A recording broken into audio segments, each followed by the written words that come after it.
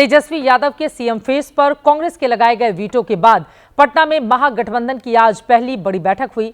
बिहार में महागठबंधन के तमाम घटक दलों के नेता इस मीटिंग में शामिल हुए। मीटिंग पटना के आरजेडी दफ्तर में हुई। उम्मीद की जा रही थी कि आज तो सीएम फेस के लिए तेजस्वी के नाम का ऐलान हो ही जाएगा, लेकिन आज फिर कांग्रेस ने गेम कर दिया। इस गेम की कहानी को शुरू से समझते हैं। दरअसल दोपहर 2:15 बजे के आसपास मीटिंग की शुरुआत हुई। खास बात यह रही कि मीटिंग के केंद्र में तेजस्वी यादव रहे, जो बीच की कुर्सी पर बैठे। उनके ठीक बगल में एक और कांग्रेस के बिहार प्रभारी कृष्णा अल्लावरू बैठे थे। दूसरी ओर वीआईपी के प्रमुख मुकेश सहनी। इन दोनों नेताओं का तेजस्वी के अगल बगल में बैठना इसलिए अहमियत रखता है क्योंकि अल्लावरू ही तेजस्वी के नाम के ऐलान की राह में रोड़ा बने हुए हैं। मुकेश सहनी के एनडीए में जाने की अटकलें भी लगाई जा रही थी। इस वक्त बिहार के महागठबंधन में RJD, Congress, CPI-ML, CPM, CPI, VIP जैसी पार्टियां शामिल हैं। लोकसभा चुनाव में इन सभी दलों ने मिलकर चुनाव लड़ा था। भले ही सीएम के चेहरे को लेकर कांग्रेस पार्टी तेजस्वी की राह में कांटे बिछाने की कोशिश कर रही हो, लेकिन बिहार के जो बाकी घटक दल हैं उनमें तेजस्वी को लेकर कोई कंफ्यूजन नहीं है। महागठबंधन की आज की मीटिंग शुरू होने से पहले कुछ सहयोगियों ने अपना स्टैंड साफ कर दिया। शायद ये दबाव बनाने की कोशिश भी है। मेरा इंडिविजुअल मानना है कि तेजस्वी जी के नेतृत्व में चुनाव होना है।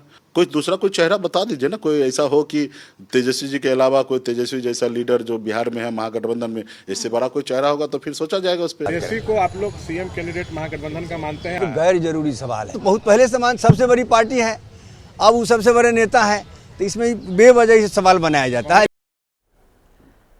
सीपीआई ने भी तेजस्वी के नाम पर मुहर लगाई, यानी मीटिंग के बाहर जो लोग थे उन्हें यह लग रहा था कि मीटिंग में कांग्रेस पर इसका दबाव बनेगा, लेकिन ऐसा हो नहीं पाया। मीटिंग जब खत्म हुई तो बाहर प्रेस कॉन्फ्रेंस के लिए तमाम नेता एक साथ आए।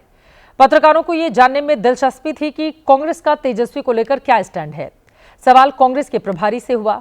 बगल में तेजस्वी बैठे हुए थे, लेकिन कृष्णा अल्लावरू ने जवाब नहीं दिया। एक बात बताइए, आपने सवाल पूछा है, जवाब भी सुन लीजिए। और गुजारिश है कि जो सवाल एक बार पूछा गया है, जिसका जवाब एक नहीं कहीं कहीं 2 बार दिया गया है, दोबारा उसको पूछेंगे तो शायद उसका तीसरी बार हम जवाब नहीं देंगे। इस सवाल पे दोबारा गुजारिश है कि आप पूछेंगे तो जवाब यही रहेगा। इसके अलावा कोई भी सवाल हो तो आप पूछ सकते हैं। अल्लावरू सवाल का जवाब बार बार सवाल से ही देते रहे। पत्रकार साफ साफ जवाब चाह रहे थे, लेकिन कांग्रेस के प्रभारी गोलमोल घुमाते रहे। इसके बाद तेजस्वी को माइक थामना पड़ गया। पत्रकारों से कहा, थोड़ा इंतजार का मजा लीजिए। कृष्णा जी से सवाल है कि सीएम फेस को मंगाइए, बताइए सीएम फेस बताइए पहले। अब आज कमेटी महागठबंधन की बनी है, जिसकी अध्यक्षता की जिम्मेवारी जो है मुझको दी गई। हम लोग हर एक मुद्दे पर हम सब लोगों की सहमति है, किसी को कोई विरोध नहीं है। सीएम फेस आप बात सुनो भाई, बात सुनो, बात सुनिए ना। हर चीज एक ही दिन दे देंगे। अरे तो ये तो अनाउंस कर दीजिएगा। एक चीज थोड़ा ध्यान दीजिए ना, थोड़ा इंतजार का मजा दीजिए। जब से तेजस्वी की कुंडली में कांग्रेस के कृष्णा की एंट्री हुई है, तभी से उनके नाम पर ग्रहण सा लग गया है। हालांकि सूत्र बताते हैं कि बैठक में सीएम के नाम को लेकर कोई चर्चा नहीं हुई, क्योंकि ये मीटिंग के एजेंडे में नहीं था। असल में सीएम के चेहरे से पहले कांग्रेस सीटों को लेकर बार्गेन करना चाहती है। आज उसी की औपचारिक शुरुआत हुई, लेकिन महागठबंधन में कौन सी पार्टी कितने सीटों पर चुनाव लड़ेगी, इस गणित को सुलझाना उनके लिए सबसे बड़ी चुनौती है। सूत्रों की माने तो कांग्रेस पिछली बार की तरह 70 सीटें ही चाहती है। मुकेश सहनी की वीआईपी को भी 60 सीट चाहिए। लेफ्ट के तीनों दल पिछली बार 29 सीटों पर लड़े थे, इस बार भी दावा कमोबेश इतना ही है। ऐसे आरजेडी के लिए महज 84 सीटें ही बचती हैं। पिछली बार आरजेडी 144 पर लड़ी थी। अभी इसमें देर सवेर पशुपति पारस की पार्टी की भी एंट्री होनी है। सूत्र बता रहे हैं कि जब तक सीटों की संख्या की तस्वीर साफ नहीं हो जाती, तब तक तेजस्वी के नाम का ऐलान कांग्रेस पार्टी नहीं करेगी। चुनावी साल में महागठबंधन की यह पहली मीटिंग थी। इससे पहले 15 अप्रैल को दिल्ली में तेजस्वी यादव की कांग्रेस नेताओं से मुलाकात हुई थी।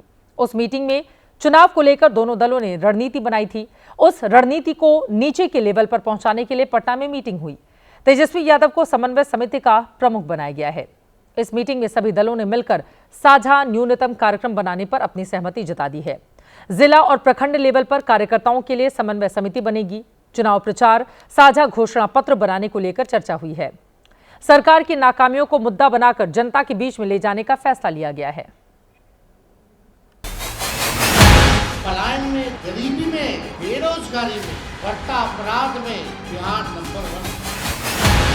मुख्यमंत्री जी को हम क्या बोले तो अचेत अवस्था में, लेकिन नरेंद्र मोदी जी, गृह मंत्री अमित शाह जी बार बार बिहार आते उनको जवाब देना चाहिए।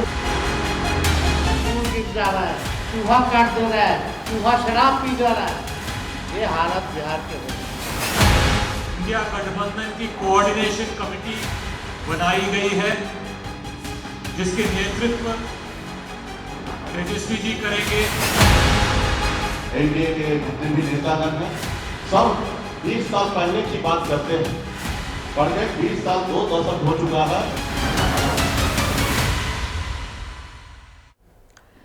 महागठबंधन के नेता मीटिंग करके रणनीति बना रहे हैं, पोस्टर जारी करके सरकार पर निशाना साध रहे हैं।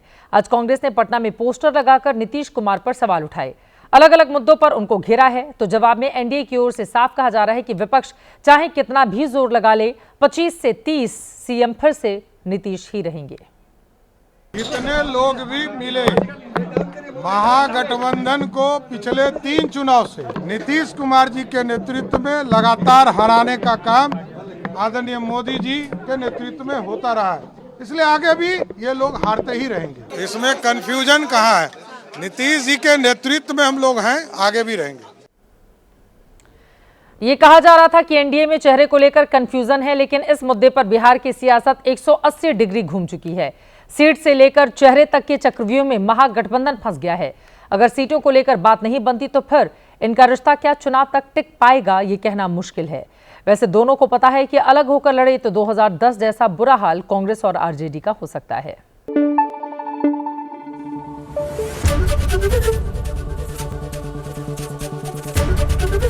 एबीपी न्यूज आपको रखे आगे।